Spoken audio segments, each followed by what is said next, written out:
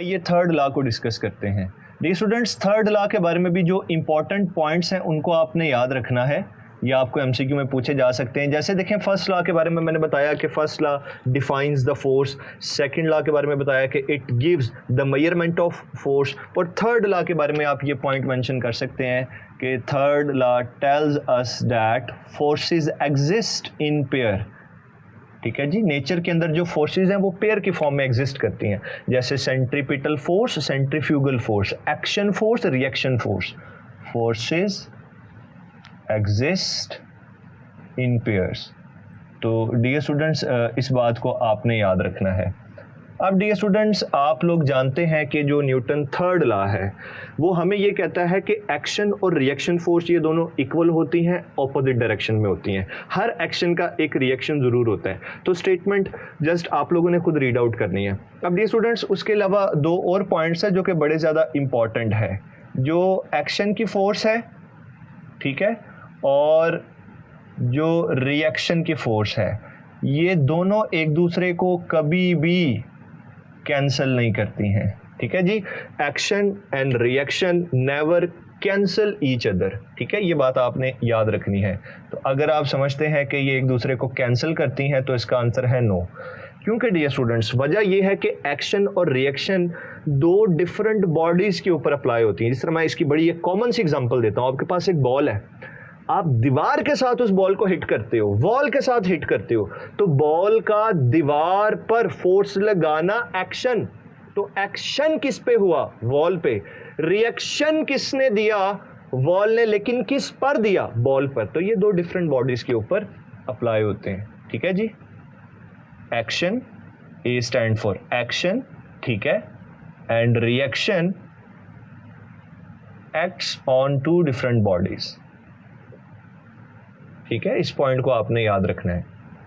यानी ये दो डिफरेंट बॉडीज के ऊपर अप्लाई होते हैं, इसलिए तो ये कैंसल या बैलेंस नहीं करते एक दूसरे को। अब डियर स्टूडेंट्स, अगर एक ही मास m की बॉडी के ऊपर हम दो इक्वल एंड ऑपोजिट फोर्सेस लगा दें तो वो कैंसिल हो जाती हैं। एक्शन और रिएक्शन इस वजह से कैंसिल नहीं होते कि ये दो डिफरेंट बॉडीज के ऊपर लगती हैं। हाँ, एमसीक्यू के अंदर अब जो बात पूछी जाती है वो ये है कि थर्ड लॉ की एग्जांपल बताएं कि रियल लाइफ में कहाँ कहाँ एप्लीकेबल है। तो डियर स्टूडेंट्स, नंबर 1 स्विमिंग।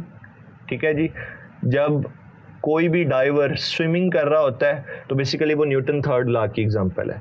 इसी तरह से dear students, in real life जो वॉकिंग फिनोमिना है हमारा, वहाँ पे भी क्या हो रहा होता है? न्यूटन थर्ड लॉ एप्लीकेबल है। ये तो दो एग्जांपल इसकी आपके सामने हैं। अब डियर स्टूडेंट्स, अक्सर मैं एक पॉइंट डिस्कस किया करता हूँ, वो आपसे भी शेयर करता हूँ। वो ये है कि लेट्स सपोज कि मेरे सामने ना इधर ईस्ट है, मैं सपोज कर रहा हूँ। अगर देखें मैं ईस्ट की तरफ जा रहा हूँ, मैं किधर चल रहा हूं? ईस्ट की तरफ जा रहा हूं मैं। तो फोर्स ऑफ फ्रिक्शन की डायरेक्शन बताइए। अब बहुत से स्टूडेंट्स इसमें कंफ्यूज हो जाते हैं। चले आप बताइए जल्दी से, अगर मैं टुवर्ड्स ईस्ट जा रहा हूं चलते हुए तो फ्रिक्शनल फोर्स की डायरेक्शन क्या होगी? तो स्टूडेंट्स, बहुत से ज्यादा स्टूडेंट्स पता क्या कहते हैं? इसकी डायरेक्शन ऑपोजिट होगी ईस्ट के। यानी वो हमें क्या बताना चाहते हैं, जरा आप गौर से देखिएगा। लेट्स से अगर मैं डायरेक्शंस को यहां पे जस्टिफाई करने की कोशिश करूं, वो ये है जी NEWS। देखिए, मैंने अभी आपसे क्या बोला कि मैं किस तरफ जा रहा हूं? मैंने बोला कि मैं जा रहा हूं टुवर्ड्स ईस्ट। तो जल्दी से बताइए, जो फ्रिक्शनल फोर्स है उसकी डायरेक्शन किधर होगी? बच्चे फौरन से कहते हैं कि फ्रिक्शन हमेशा ऑपोजिट डायरेक्शन में लगती है। तो बच्चे कहते हैं सर आंसर है वेस्ट। लेकिन डियर स्टूडेंट्स, ये रॉन्ग आंसर है। उसकी रीजन ये है, देखें जब हम चलते हैं ना, ये जरा गौर से देखिएगा, जब हम चल रहे होते हैं ना तो हम पीछे की तरफ, अपने पांव से पीछे की तरफ पुश करते हैं, धकेलते हैं जमीन को। ठीक है, तो हमारी जो अप्लाइड फोर्स है, ये बात याद रखें, हम अपने पैर से, अपने पांव से जो अप्लाइड फोर्स लगाते हैं उसकी डायरेक्शन होती है वेस्ट की तरफ। और रिएक्शन के तौर पे फ्रिक्शन हमें कहां धकेलती है? आगे की तरफ धकेलती है। तो एक्चुअली हम जिस डायरेक्शन में जा रहे होते हैं उसी डायरेक्शन में फ्रिक्शनल फोर्स होती है।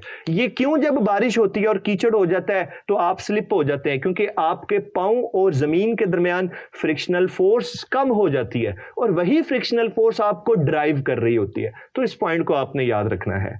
अब डियर स्टूडेंट्स, हम डिस्कस करेंगे मोमेंटम को। बड़ा सिंपल सा कॉन्सेप्ट है मोमेंटम का। मोमेंटम को अगर हम डिफाइन करें तो कुछ बच्चे तो इसकी डेफिनेशन ये दे देते हैं जल्दी से